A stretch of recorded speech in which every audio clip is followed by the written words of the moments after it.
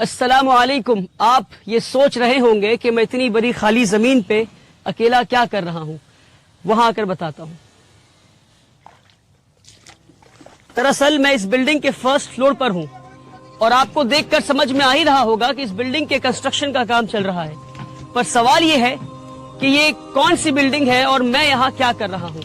बताता हूँ मैं। बात दरअसल 2018 की है, जब मैं क्लास 12 से पास आउट होने के बाद दुनिया की दहलीज पे कदम रखा तो मैं ये देखा कि मुल्क के मुसलमानों का बहुत बुरा हाल है और मुसलमान एक अजीबो गरीब बीमारी में मुलव्वस हैं और इस बीमारी का नाम है गरीबी। इस कदर गरीबी है कि रोजाना हजारों बच्चे अस्पताल के दरवाजे पे दम तोड़ देते हैं क्योंकि उनके पास पैसे नहीं इलाज के लिए। रोजाना लाखों बच्चे फैक्ट्रीज में, कारखानों में, घरों में, खेतों में काम करते हैं क्योंकि उनके पास पैसे नहीं स्कूल की फीस भरने के लिए। रोजाना लाखों बच्चे सड़कों पे भीख मांगते हैं और न जाने कितने बच्चे रात को भूखे पेट सोते हैं। और जब मैं गरीबी की बात करता हूं तो मैं कोई हवाई बात नहीं कर रहा। साल 2019 में national council for applied economics and research ने मुल्क भर में एक सर्वे किया और इस सर्वे में, रिसर्च में ये निकल कर आया कि हमारे मुल्क में आज भी 31% मुसलमान ऐसे हैं, 31% मुस्लिम ऐसे हैं जो बिलो दी पॉवर्टी लाइन रहते हैं, जो गरीबी रेखा से नीचे रहते हैं। अब इसका क्या मतलब है? इसका मतलब यह है कि 20 करोड़ मुसलमान में से 6 करोड़ मुसलमान आज भी ऐसे हैं जिनकी मंथली फैमिली इनकम 2500 रुपए से भी कम है। जी हाँ, 2500 रुपए से भी कम है। और डेटा उनके बारे में है 6 करोड़ जिनकी फैमिली इनकम 2500 रुपए से कम है। अब आप तसव्वुर करें, जो 2500 से 10,000 रुपए के बीच में है उनके बारे में डेटा अवेलेबल ही नहीं है। तो कितनी गुर्बत में आज हमारे मुल्क में मुसलमान रह रहे हैं। और ये सिर्फ गुर्बत नहीं, ये नस्ली गुर्बत है, ये जनरेशनल पॉवर्टी है। इसका क्या मतलब? इसका मतलब ये है कि ये लोग नस्लों से, नस्ल दर नस्ल, जनरेशन आफ्टर जनरेशन ये गुर्बत में रहे हैं। न जाने कितनी पीढ़ियों से ये इसी गुर्बत में रहे हैं। वाहिद ऐसी दवा है जो मुसलमानों को गरीबी से बाहर निकाल सकती है और वो है तालीम, एडुकेशन। मगर अफसोस कि पिछले 70 साल में ना हमने पढ़ा, ना हमें पढ़ने दिया गया। एक सिस्टम के तहत हमें पीछे रखा गया, हमें पढ़ने नहीं दिया गया। लास्ट सेंसस डेटा अगर आप उठाकर देखेंगे तो आपको ये पता चलेगा कि आज भी मुल्क में 51% मुसलमान ऐसे हैं जो इलिटरेट हैं, यानी हमारी आधे से ज्यादा आबादी आज भी ना पढ़ सकती है ना लिख सकती है।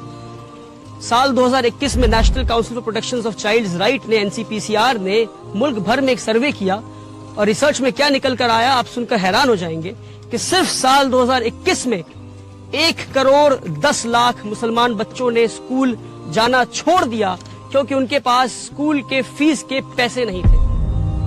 जब ये सारी चीजें मेरी नजरों के सामने थी तो साल 2018 में, जब मैं सिर्फ 19 साल का था, तो मैंने यह अहद किया कि एक ऐसा स्कूल बनाऊंगा जहां अमीरों की तालीम गरीबों को दी जाती हो, कि एक ऐसा स्कूल बनाऊंगा जहां इंडिया के बेहतरीन स्कूल्स में जो तालीम दी जा रही है वो तालीम मैं गरीबों को दे सकूं, कि एक ऐसा स्कूल बनाऊं जहां मुल्क और मिल्लत के लीडर्स तैयार हो सके गरीब बच्चों में से।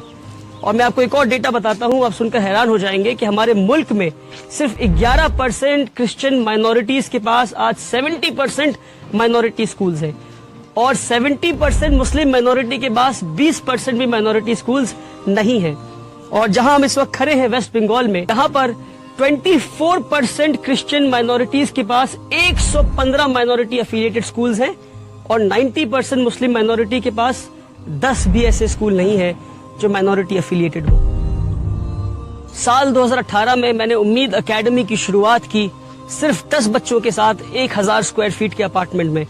आज 5.5 साल के बाद हमारे पास एक सक्सेसफुल इस्लामिक स्कूल का मॉडल है जहां अमीरों की तालीम गरीबों को दी जा रही है।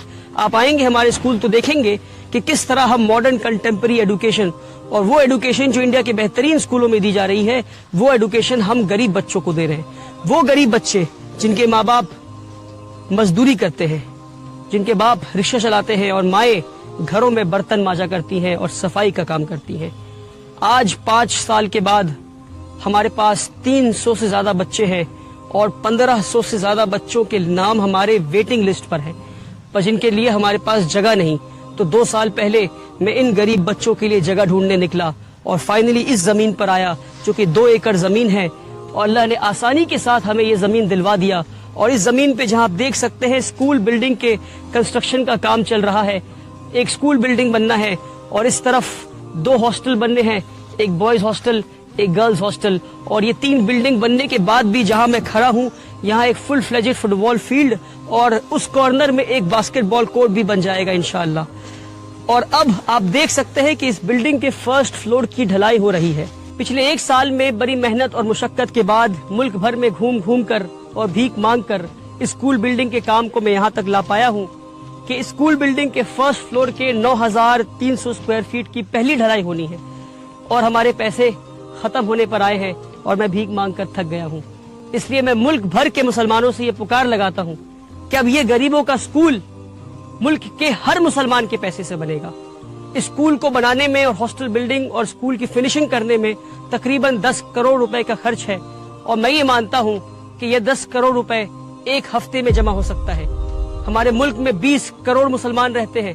मैं 20 करोड़ मुसलमान की बात नहीं करता, मैं सिर्फ 10 लाख मुसलमान की बात करता हूँ। और मैं ये चाहता हूँ कि आप मेरी इस वीडियो को 10 लाख मुसलमानों तक पहुँचा दे जो मुझे सिर्फ 100 रुपए दे।